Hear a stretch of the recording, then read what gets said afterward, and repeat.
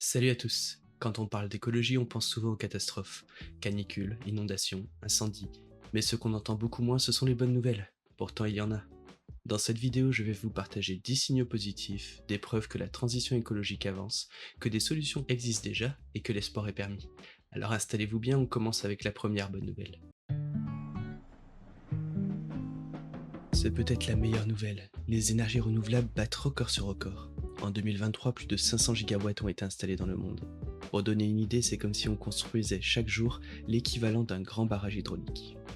Le solaire est désormais la source d'électricité qui croît le plus vite de toute l'histoire, devant le charbon, le gaz et même le nucléaire.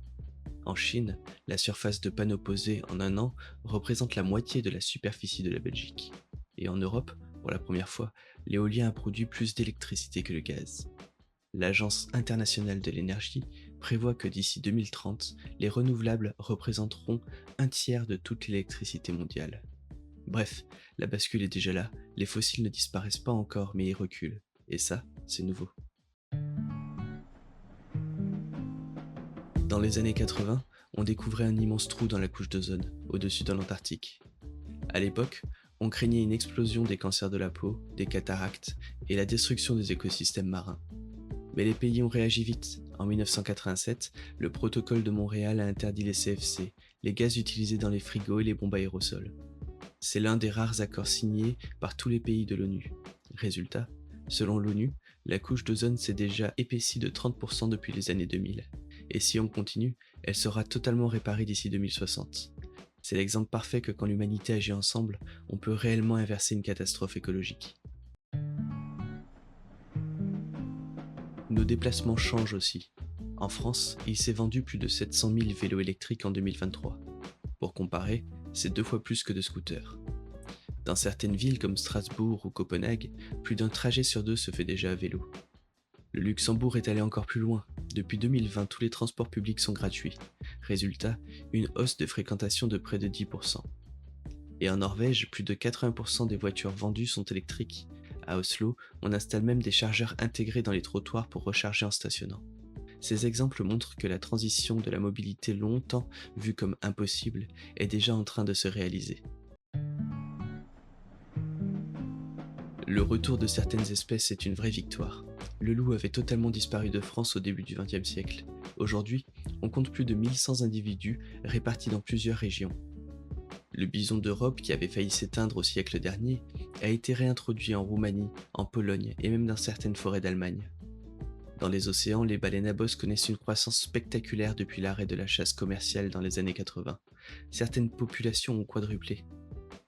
Ces succès nous rappellent une chose, si on protège les habitats et qu'on laisse un peu d'espace à la nature, elle a une capacité incroyable de résilience. On pense souvent que les solutions viennent d'en haut, mais sur le terrain, des milliers d'initiatives locales changent déjà nos villes. À Paris, le nombre de pistes cyclables a plus que doublé en 5 ans. Pendant les Jeux Olympiques, la ville a même testé des autoroutes à vélo. À Lyon, les zones à faible émission interdisent progressivement les véhicules les plus polluants, ce qui a déjà réduit les concentrations de particules fines. Et partout, l'agriculture urbaine se développe. Toits cultivés, jardins partagés, serres high-tech en plein centre-ville. Ces projets locaux paraissent petits, mais additionnés, ils transforment nos façons de vivre au quotidien. Les lois avancent aussi, parfois plus vite qu'on ne le croit. Aux États-Unis, l'Inflation Reduction Act consacre 370 milliards de dollars à la transition énergétique. C'est le plus gros plan climat de leur histoire, et il attire déjà des milliards d'investissements privés. En Europe, une loi historique prévoit la fin de la vente des voitures thermiques neuves en 2035. Ça oblige tous les constructeurs à revoir leurs modèles et à innover. Au Canada, une taxe carbone nationale couvre désormais la quasi-totalité des émissions fossiles. Ces lois ne font pas tout, mais elles changent les règles du jeu et poussent le système entier à évoluer. Depuis quelques années, la jeunesse s'organise comme jamais. Les marches pour le climat initiées par Greta Thunberg en 2018 ont rassemblé des millions de jeunes dans le monde entier. Mais l'action ne se limite pas aux manifestations. En Afrique, des ONG de jeunes reboisent des villages entiers. Au Kenya, un projet mené par des étudiants a déjà planté plus de 50 000 arbres. En Asie, de jeunes ingénieurs développent des solutions locales d'énergie renouvelable, comme des mini-barrages ou des panneaux solaires low cost. La nouvelle génération ne se contente pas de parler d'écologie, elle agit concrètement. Côté recherche et technologie, les progrès sont spectaculaires. Le prix des batteries a été divisé par 10 en 10 ans. Résultat, une voiture électrique coûte aujourd'hui moins cher à l'usage qu'une voiture thermique. En Islande, un projet de capture du CO2 transforme littéralement le gaz en roche en l'injectant dans les sous-sols volcaniques. Et dans le bâtiment, les matériaux biosourcés reviennent, le chanvre, le bois ou même la terre crue. On construit déjà des immeubles de plusieurs étages en bois massif, avec une empreinte carbone plus de 2 fois plus faible que le béton. Ces innovations ne sont pas futuristes, elles sont déjà déployées. Malgré les blocages, la coopération internationale a déjà porté ses fruits. L'accord de Paris en 2015 a réuni presque tous les pays de la planète autour d'un objectif: limiter le réchauffement à plus 2 degrés, si possible 1,5. Depuis, l'Union européenne a réduit ses émissions de près de 30% par rapport à 1990, tout en continuant à croître économiquement. Des pays riches financent des projets solaires en Afrique, des fonds verts sont débloqués pour soutenir les pays vulnérables. Tout n'est pas parfait, mais c'est un signe que la solidarité mondiale est possible. Et la plus grande nouvelle, c'est que la population mondiale est consciente.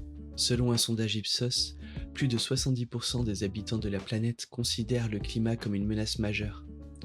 En France, c'est 8 personnes sur 10, et surtout, une majorité de citoyens veut que leur gouvernement agisse plus vite.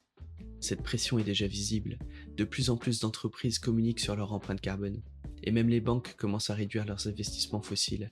La société civile devient une force qui pousse les décideurs à agir. Oui, la situation est grave, mais ces 10 bonnes nouvelles montrent que rien n'est figé.